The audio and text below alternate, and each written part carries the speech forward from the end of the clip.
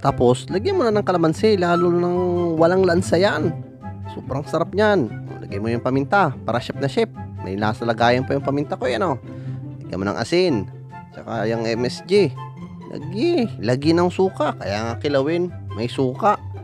Mix mo na yan para ma-mix na yung ating mga ingredients at yung lasa. Tapos na, diga? Plating na. Lagi sa isang mangkok at para matimusan natin. Dahil kailangan yung pag mga gayan ay titimusan mo muna.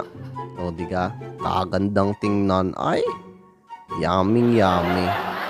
Ipiplex ko pa yan. O diga? Talaga namang may pagngiti pa. O, yummy. Isa pa. Yum. Talagang approve na approve.